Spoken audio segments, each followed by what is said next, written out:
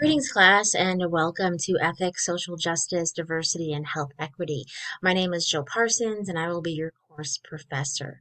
I wanted to take just a little bit of your time to provide you with an introduction to Brightspace, and more specifically, the course.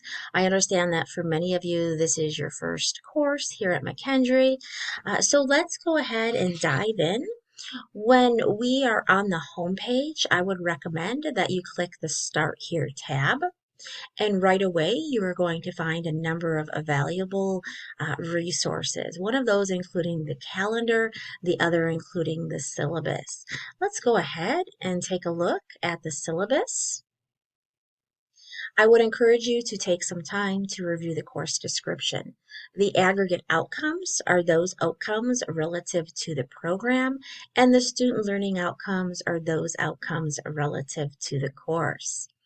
Please do take some time to review the student expectations, as well as the McKendree University statement, mission statement, and the academic honesty policy, as well as the ADA policy. And please do not hesitate to reach out if you need accommodations or you have any questions.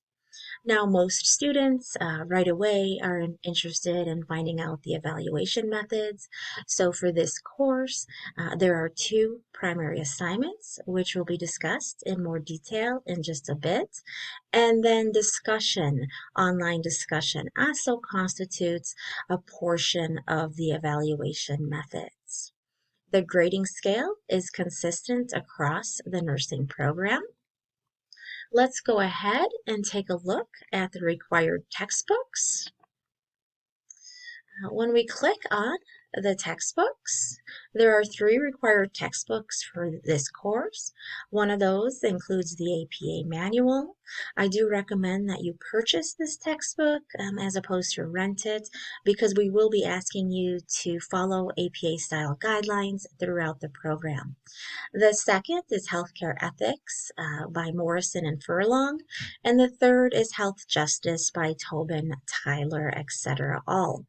Now, please note there was a new edition of Tobin Tyler published after orders were placed with the bookstore. So if you do have that new edition, please reach out to me and I can help you navigate the chapters. But for this course, the prior edition, I believe it's the 2019 edition, is fine. When we move back to the course homepage, I want you to be aware that there is a box titled Class Activities and Assignments. When you click on this box, you will find assignment guidelines for those two primary assignments that I mentioned within the evaluation methods, and that will be discussed in more detail in another video. You will also here find the rubric for discussion. Please note on the course homepage, you will also find a box for APA style resources. You can click on APA resources to find a sample APA style paper, to find a direct link to the APA manual, and much more.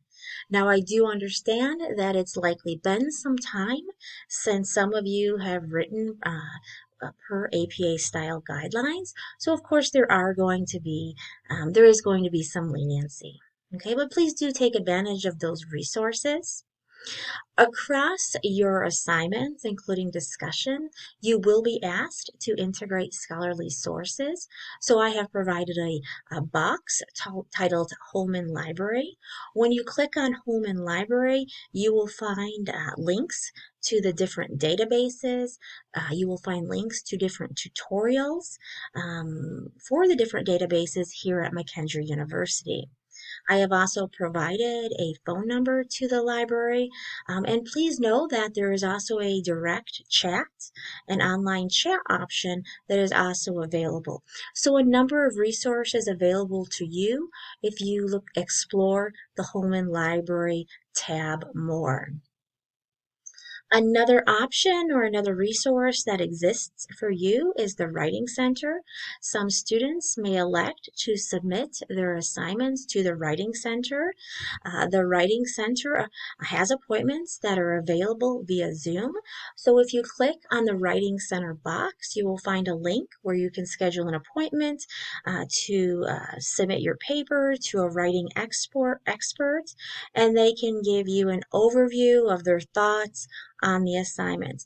Now, of course, they're not going to correct every error, but they're going to be able to look through your paper to see if you have a strong thesis statement, to see if you have supporting citations, and to see if you are indeed following APA style. All right, so please reach out to me if you have questions, but I have provided a link within this box where you can schedule an appointment with the Writing Center. There is also a box where there are several McKendree Essential resources, including a link to the homepage, financial aid, etc. Recall, there are two primary assignments for this course. For those assignments, you will submit those online, and you simply will click on the assignment box and then upload those here. Okay? And I will again complete separate videos for each of those assignments, explaining them in more detail. For each of the modules, you will find that there is a different box. When you click on the module, you will find learning objectives as well as readings for that particular module, which typically correspond to 1 week. And we can take a look at the calendar, and this will become a little bit more clear. For each of the modules, and oftentimes a module is 1 week, sometimes it might be 2, I will typically provide an overview. There are times that I might wait to provide that overview in order to summarize all the information that was gathered from you that particular week, but a lot of times I'll post an overview at the beginning of the week. And then you will find resources relative to the content for that week. With regards to discussion, I did mention that discussion constitutes a critical component of this course. When you click on communication and then you click on discussion, this is where you will find the discussion board prompt for each question, or rather for each module. And so you'll see here when you click on discussion, here is the discussion module 1 prompt. And so you will simply click on that and then reply. For the purposes of this course, I do ask that all students respond to the discussion prompt, and I ask then that all students respond to 2 peers posts. So for each discussion, there should be a minimum of 3 posts. You should respond to the discussion board prompt itself, and then later in the week, you should respond to 2 peers posts. Do again take some time to review that discussion board rubric that is posted in the assignment box. And so when we look here, you'll see that there are indeed discussion board prompts for each of the modules. Now, there are 1 or 2 modules where we will not have discussion, and those weeks are really awarded to you to give you an opportunity to dive deeper into the readings, but then also to work on the assignments. When we move back to the course homepage, I think we've looked at each of the boxes. So let's see. Okay, that looks good. So yes, each of the modules, there's a separate box.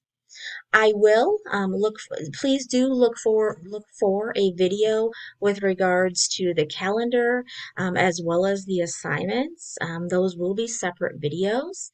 If you have any questions, please do not hesitate to reach out to me. Thank you so much.